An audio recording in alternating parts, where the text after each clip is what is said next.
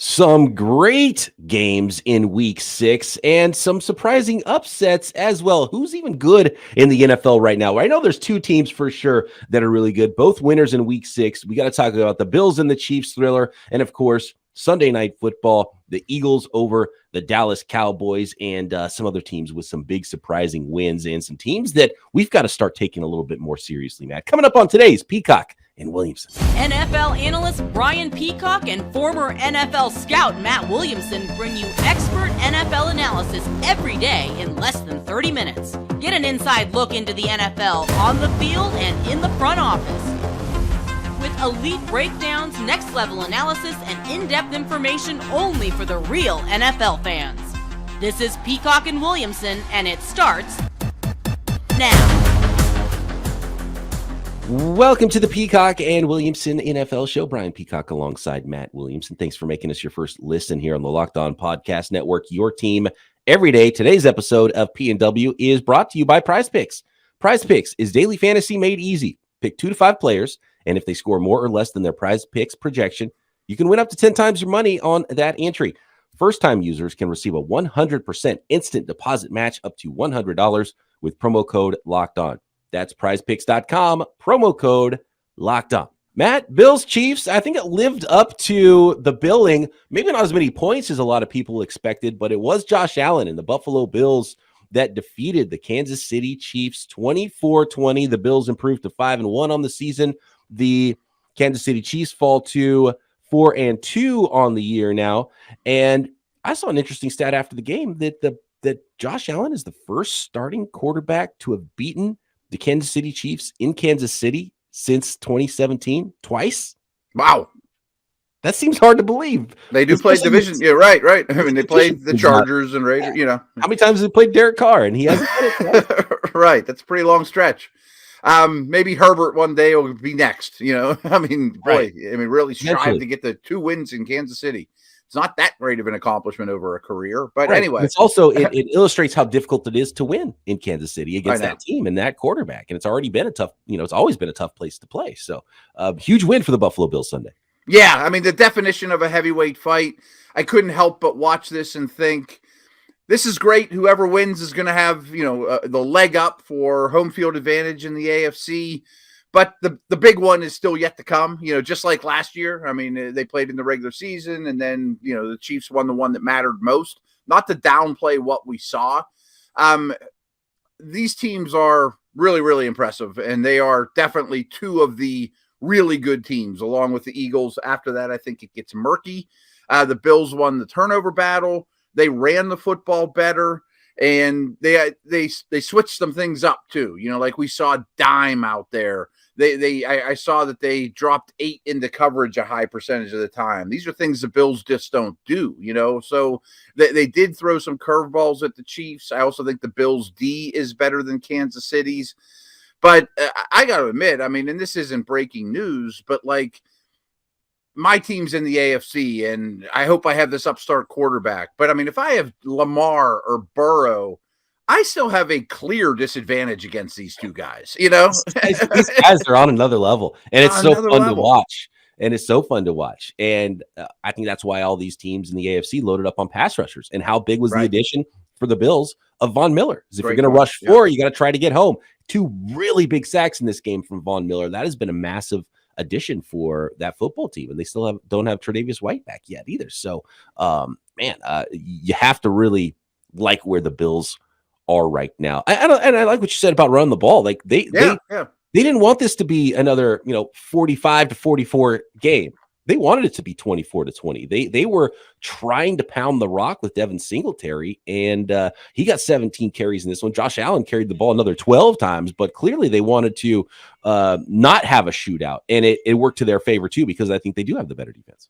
Yeah, exactly. And a smart game plan, especially on the road. You knew the environment was going to be really difficult, and I just can't help but think this is Tom Brady versus Peyton Manning for the next dozen years, and they're just going to dominate the conference.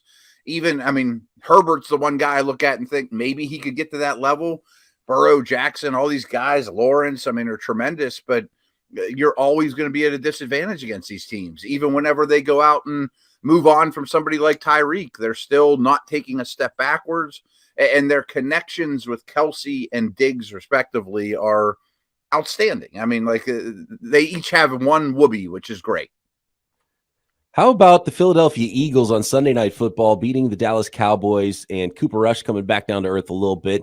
Nice run for him. Cowboys are still in a really good spot, probably looking like they'll get Dak back. And after seeing 3 picks from Cooper Rush after he had done so well, not turning the ball over for a stretch of games there, I think it's the right time, and they'll feel good about getting Dak in there. Maybe if he's only 99% and not 100%, but he thinks he'll be ready to go. But really the story is on the other side of the ball and how good the Philadelphia Eagles are playing, not only on offense and Jalen Hurts. We've talked a lot about how good he's playing, and he was 15 of 25, 104.6 passer rating, only 155 yards through the air, but a couple of touchdown passes, facilitating his 2, best pass catchers there, and A.J. Brown and Devontae Smith with 5 catches apiece, each with a touchdown reception. Dallas Goedert not as involved in this one, but it's the defense too with the Philadelphia Eagles that's really good. Like, this team is, like, in the NFC, you look around and they're by themselves right now. Oh yeah, they're definitely by themselves.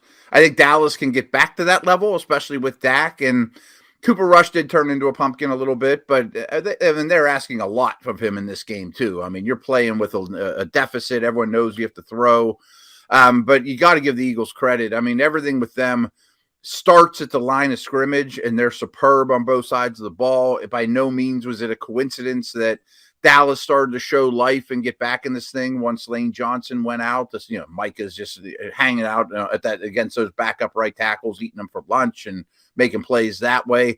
Dallas is just fine. I don't worry about them at all. They may even be 4th on my power ranks right now if I were to do one, especially with Dak looming. But how about the Eagles? I mean, they can just beat you so many ways. They can run it down your throat. And if you start doing that, you're going to get single against A.J. Brown and Devontae Smith, and Goddard, and Hurts is playing very, very well.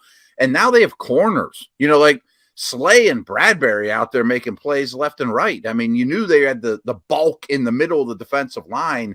Now they have corners. Yeah, scary team playing at a really high level in the NFC that I feel like every week, Matt, the NFC looks worse and worse overall too. It does. Green Bay, Tampa Bay, right. And we'll get into that next with a ton of upsets in week 6, I think, of teams that, maybe not massive upsets, but teams that you weren't sure about winning football games right now. So we might have to reassess later on the week who's actually good. We've been asked that question every week, and the answer has been different, I think, every single week. Mm-hmm. And the reality is there's a couple of really good teams and a lot of other teams that it depends on the day, really. It really does. It's just week to week. Or not. So we will get to the Steelers, big win over the Buccaneers, both New York teams victorious, Jets over the Packers. Wow. And then some. I mean, when you think the Panthers hit bottom and they fire their head coach, now they're kicking guys off the sideline. So a couple of players in that Panthers-Rams game where there's going to be some guys in that are wearing new uniforms before the trade deadline has come and gone, I think, in the NFL. I don't know if Robbie Anderson will last until people hear this podcast. Well, exactly. Robbie Anderson and Cam Akers, those 2 players might never wear those uniforms again, and probably won't wear those uniforms ever again. I want to let the folks out there know about Nugenix.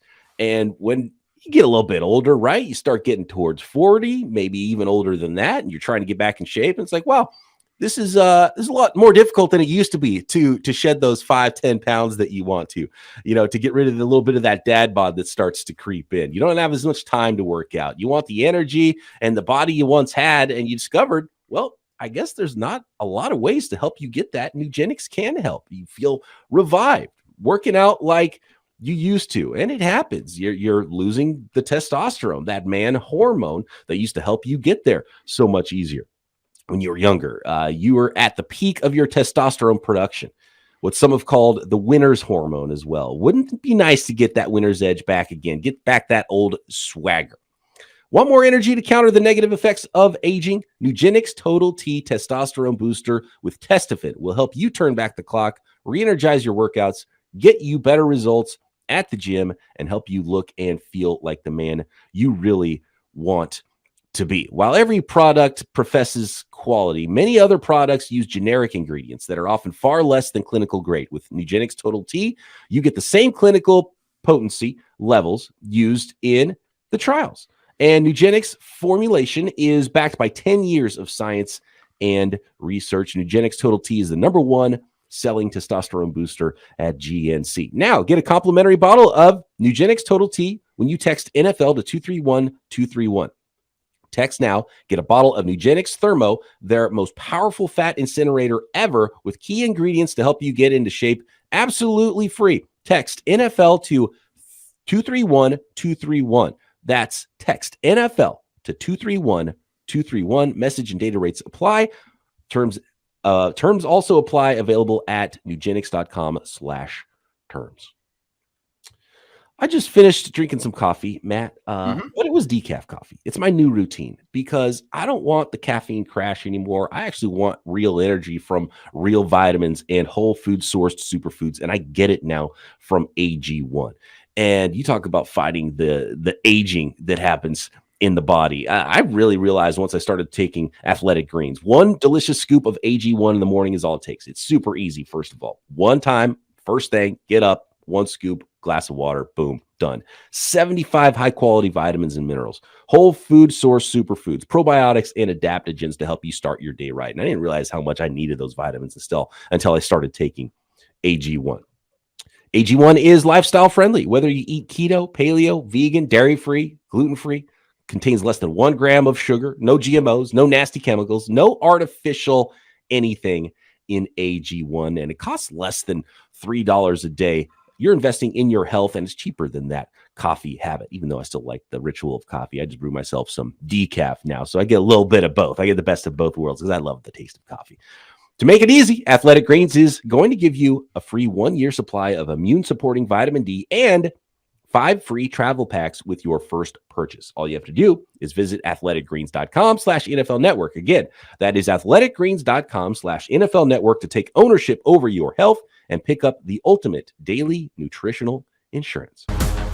Thanks again, everybody, for making Peacock and Williamson your first listen here on the Locked On Podcast Network. Make sure you check out NFL Key Predictions every Friday on the Locked On NFL channel. Get the inside scoop on the biggest games of the NFL weekend, including Sunday and Monday Night Football, plus betting advice from BetOnline. Follow NFL Key Predictions every Friday on Locked On NFL, available on the Odyssey app, YouTube, and wherever you get your podcasts. How about that Panthers at Rams game? We've got Cam Akers that's got something going on there behind the scenes. He was out this week for personal reasons. He's not going to take a snap again in a Rams uniform. They're trying to trade him. When it gets to that point where the team is like, we are trying to trade this player, that means he's probably going to get cut and nobody's going to trade for him, right? So I think that might happen over the course of the next week or so because they're using up a roster spot for the guy, and I don't think they're going to find many suitors, but he's so talented. Maybe a team throws a 7th rounder in there, still on his rookie contract, right? I think many teams in the NFL could use someone with the talent of Cam Akers, but I don't know what the disconnect is. Are you getting damaged goods? Is he not in the right headspace? Because I have a hard time figuring out what's going on with Cam Akers in the Rams right now. Yeah, I wonder if there's injury underlying problems too. I mean, did he come back too early? He hasn't really looked good since he's returned. I think, getting out of this environment, going to a new team could be promising for him. And, coincidentally, Carolina has some dudes that could be on the move too. All things considered, I didn't think Carolina was terrible, and I have great respect for their defense. But it's amazing to me. This team has 5 quarterbacks that everyone knows, Darnold, Baker, Corral, Eason, Walker, they all have some sort of pedigree. And they really have none. And unfortunately, we saw a quarterback replacement in this game as well. Well, you know what they say, Matt? If you have 5, if you have 2 quarterbacks, you have none. So what's that mean if you have 5? Right? You have negative quarterbacks. Right. Just keep taking a bite of the apple and hope you catch fire, and they're not. Get right game though for the Rams. Threw the ball well, ran the ball well enough. I mean, considering how poorly they've run the ball this year, at least it was a step in the right direction. Allen Robinson caught passes. Amazing. Yeah, how about that? And they just controlled the clock and were the better team pretty much from, especially in the second half. And teams that need to go shopping, they're going to stop off at the Carolina Panthers store first, I think. And Robbie Anderson's probably going to be the first one to go. There's talk of Christian McCaffrey. Maybe McCaffrey and the Rams. Maybe that's one that makes sense. I think that dawned on me too. I still think McCaffrey's cap hit for the Panthers is too much for them to just let him go. And I don't think there was NFL Network said that they were looking for 2 first-round picks. That's just not going to happen. No way. Multiple first-round picks, I think, was the terminology used there for Christian McCaffrey. That is not going to happen. I throw a day 3 pick their way, maybe a 3rd rounder at most because of his contract. And I don't know, that doesn't seem like it's very likely to happen at all for Christian McCaffrey. But who knows? Maybe, I know some NFL teams prioritize running backs more than I would. So maybe they think there's a lot more value there for Christian McCaffrey with his injury history and his contract. But he would look good playing for one of those teams that squared off in Kansas City this past week, though. That's true. Yeah. That might be enough to throw the balance of those. Maybe the Bills, look, I don't care. We're trying to win a Super Bowl here. Right. You have pick 32, right? Right. You give you 32 and we'll put a couple rings on our finger, Right. As long as they ever, and the cap actually works for a team that's trading for Christian McCaffrey this year. We just have to figure out what to do in the future and restructure or whatever. Maybe they want to pay $12 million a year for McCaffrey, but there's no guarantees there. So that works for the buying team, but I just don't know if the Panthers will get enough of a return to eat that money. But so many players on that roster. So there's going to be some teams that come calling. And Robbie Anderson, who knows? Maybe the Green Bay Packers. How about the Green Bay Packers falling to the New York Jets? How about those New York Jets, Matt? The New York Jets now at 4-2 on the season with a better record than those Green Bay Packers that have fallen to 3-3. A 27-10 win, pouring it on in the second half with the Jets on the road at Green Bay. I honestly feel like if the Jets and Packers played 111 times, New York wins 70-some. I think they're better than Green Bay. I'm officially worried about the Packers. I'm officially worried about Aaron Rodgers. I'm a little bit worried about Tom Brady too. And it dawned on me kind of watching this game that maybe, just maybe, the best offseason strategy to become a better player isn't eating a bunch of mushrooms and, maybe not, I know he can do whatever he wants, but he's not elevating anyone around him. They're not running the ball at all. And to your point, the Jets are building something, Sauce and Quinnen Williams has 2 sacks in this game. And they got dudes. They got big time receivers. Breece Hall looks like clearly the rookie of the year now. He's on that path. And, hey, Zach Wilson only throws the ball 18 times. Great.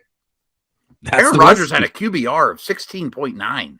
Holy cow. Wow. Quinnen Williams was doing a number up front on the Packers offensive line. That's the recipe you want if you are the Jets, to not have to put the game on your young quarterback's shoulders, be able to run the football, be able to play some defense. So the Jets are humming right now, 4-2. New York Jets, second place in the AFC East. And Matt, your Steelers were able to come back, or did they come back? It was kind of like a tight one all game long. Yeah, there was a lot of field goals back and forth. Yeah. Steelers actually scored a touchdown in the first quarter. That's the first time that's happened in like a year and a half. It's insane. We did see Kenny Pickett leave the game with an injury, correct? Concussion, yeah. So that's, who knows how long that's going to last for him. So it wasn't Mitch Trubisky coming in replacing Kenny Pickett, but he did the job. 20-18 win for the Steelers over the Buccaneers. And are the Bucs in more trouble, or are the Packers in more trouble right now? I think the Bucs are in a much better spot than the Packers. However, speaking of off-season regimens, doing a bunch of shrooms, Tom Brady was at Mr. Kraft's wedding Saturday night, the night before the game. And we know he's going through a lot of stuff off the field. He just leaves town during camp. These aren't Brady-like decisions. He's the GOAT. I get all that. Is his heart really in it? He's barking at his offensive lineman, and I'm kind of thinking maybe you should look in the mirror too. Not that he's, a bad player, but he misses his share of throws as well. Something's missing with Tampa and Green Bay. I trusted Tampa to get it right before I do Green Bay. I thought the Bucs would win this game by 30. I thought it'd be as ugly as Steelers-Bills. The Steelers didn't have their top 3 corners. It's hard to win without a top corner or 2, let alone your top 3. No Freiermuth, of course, no Watt, guys like that. Pickett gets hurt halfway through. Trubisky actually outplayed him and was very impressive on his 12 throws. He wasn't didn't play in a shell for the first time I've seen him in a Steeler uniform. He had nothing to lose, and he's slugging around. I mean, I don't think the Steelers win this game 5 out of 10 times, but believe it or not, they're only a game back in the AFC North, which is bonkers. Right. And I think TJ Watt, don't tell anyone, but I think TJ Watt will be back next week. Oof, there you go. Okay, that's just what that defense needed. A nice performance from that defense, too, in this game. And you look around, the Falcons beating the 49ers 28-14. Yeah. A lot of injuries on that 49ers roster right now, but so much parity around the NFL. Like, if you're not the Eagles or the Bills, I can't just pencil in a W for you. No, against anybody. Yeah, and especially in the NFC. Right. I mean, well, maybe the Giants, they can beat anybody. The Giants next. Let's talk about those New York Giants next, defeating the Baltimore Ravens. And then there is, I think, one big apology coming from Matt Williamson in the final segment here coming up as well. I don't think he even realized it himself, but it might be coming. So, we'll get into that next. Prize Picks, daily fantasy made easy. How does Prize Picks work? Well, it could not be easier. Pick 2 to 5 players. If they score more or less than their Prize Picks projection, you can win up to 10 times your money on any entry. For example, Monday Night Football tonight. You think maybe Justin Herbert goes big against the Broncos at home. Well, you can pick the higher number on passing yards or any of the stats that they have available with the projections at Prize Picks. And it's not just NFL projections either. You can play tons of sports on Prize Picks. This is daily fantasy. This is every single day. It's a brand new season for you every day, no matter the sport. NFL, college football, NBA, Major League Baseball, NHL, PGA. You've got motorsports, combat sports, disc golf, cricket, and even more. Tennis, you name it, they've got projections at Prize Picks. And you're not competing against other people. It's just against those projections. No sharks in the pool and the fantasy pool like you can find at some places. You're playing against thousands of other people, some of them with multiple entries. No, it's just you, and you pick the projections that you want to go more or less than at Prize Picks. Withdrawals are safe and fast. Entries can be made in up to 60 seconds or less, and currently operational is Prize Picks in 30 states and Canada. Download the Prize Picks app or go to prizepicks.com to sign up and play daily fantasy sports. First-time users can receive a 100% instant deposit match up to $100 with promo code LOCKEDON. If you deposit $100, Prize Picks will give you $100. If you deposit $50, Prize Picks will give you $50 more to play with. Don't forget to enter promo code LOCKEDON at sign up for an instant deposit match up to $100. I hope we have enough time left in this podcast, Matt, and I don't know how long this is going to take for you, but I think it's time for you to apologize to Bailey Zappi, the New England Patriots fan base, and the Bailey Zappi family, with the Patriots beating the Browns 38-15. Bailey Zappi going 300 yards and a couple of tutties in this one. Yeah, I mean, I'm not going to say he's good. I'm just not. I'm sorry. Did I sell him short? Absolutely. This was my turn into a pumpkin game. I thought Zappi and Brissett, especially against Belichick, who drafted him, would both really just fall to earth in a big way. Not the case at all. I mean, Zappi is a very, very quick processor. He doesn't have really any other tools than that. Sorry. But I also think this is an indictment once again on the Browns defense, which is in the conversation right now with like Seattle and Detroit as the worst in the league. And I give the Patriots credit, though. I mean, 28 second half points, Ramondre Stevenson blowing up, featuring Hunter Henry. I mean, he was a real contributor. It was nice to get the rookie back, Thornton, bring a little juice to the party on this defense. And, no shock. This team's pretty well coached. This is kind of what a lot of folks have been waiting for with Ramondre Stevenson, but do they go back to the committee? Is this the time that you trade away in your fantasy leagues, Ramondre Stevenson, now that he's shown it?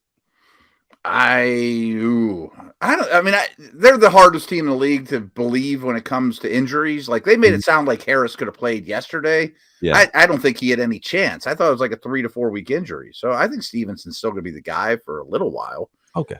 Any thought of not making Mac Jones a starter? None for me, but okay. Matt's still not jumping on the Bailey Zappi train. That's good. I'm not. Good performance for the young man. It was, yeah. The Patriots could be a long-term backup. We're trying to bury the Patriots because of their roster. They've got a rookie 5th-round quarterback in there, Bailey Zappi. Was he 5th rounder or 6th rounder? 5th rounder, I think. 5th, yeah. And they're 3-3. Right, they're in it. The Patriots are in it. They can sneak in the playoffs yet again. I think Cleveland's in a really bad spot too. I mean, Brissett didn't play great. I mean, I'm not saying he turned into a pumpkin, but 70 rushing yards by the Browns with the best rushing attack in the league. I mean, that kind of sums it all up with, one of the worst defenses out there. They're in a bad spot. I mean, I think it's going to be a long stretch here until Watson shows up, and it'll be too little too late. You know who's in a good spot?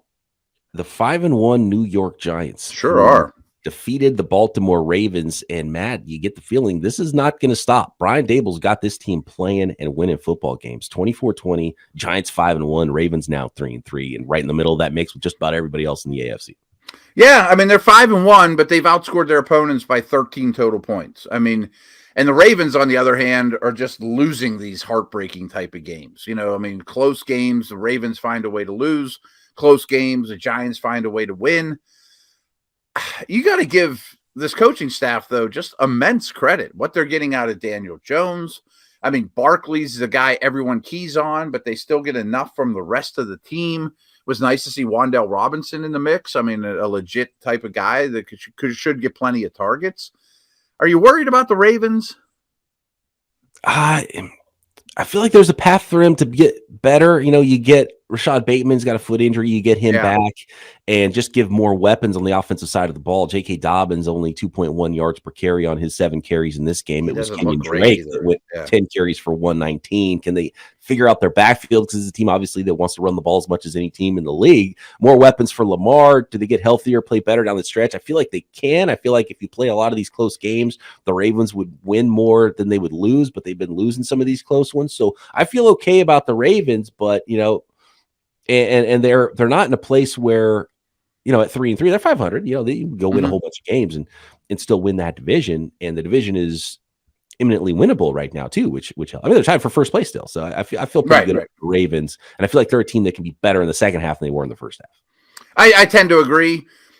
This might be a Robbie Anderson landing spot. I mean, I feel like that would be helpful. A long field stretcher type. They could use that. Congrats to Wan'Dale Robinson, his first career touchdown, getting involved in this game. So that was nice to see. Yeah, I mean, if they could get Tony out there too, I mean, really develop. So guys like Bellinger look like keepers. So O-line's coming around. They're going to be a playoff team. They're 5-1. I mean, they're going to be a playoff team. And another rookie. I mean, the rookies making an impact for this team. It was Kayvon Thibodeau with the big game-clinching strip sack at the end of that one. So rookies showing up now for those New York Giants. And they might as well play them all. I mean, it's funny, like them and the Falcons, most of us assume would be like the worst teams in the league. And I'm sure if you gave them truth serum, they're like, yeah, we're not going to win many games this year. This is a rebuild. We're getting our cap right, all that. They're both competitive. More than competitive. Yeah. We had the Seahawks over the Cardinals 19-9. That was somewhat of an ugly one in the afternoon. The Bengals did get by the Saints. The Bengals now at 3-3, 30-26, the final score there. The Saints are in a bad spot. They can't even figure out who they want their quarterback to be. They actually a healthy scratch, or basically benched Jameis Winston now for Andy Dalton. Seems that way. Yeah. And they're 2-4 now on the season. And then you had the Minnesota Vikings defeating the Dolphins 24-16. Bridgewater didn't start, but he was still able to play. Weird situation with the quarterbacks now in Miami, and now they're at 3-3 with the Vikings at 5-1 on the year. Yeah, a third straight game, the Dolphins starting quarterback didn't finish the game. I mean, and non-coincidentally, you started out 3-0, now you're 0-3 in your last 3. Waddle and Tyreek had big games, but Waddle also had a couple drops that were costly, to say the least. Dolphins O-line is becoming a problem in a big way all of a sudden as well. Zadarius Smith was just wrecking the place. And I think the Vikings are a good example of, are they good?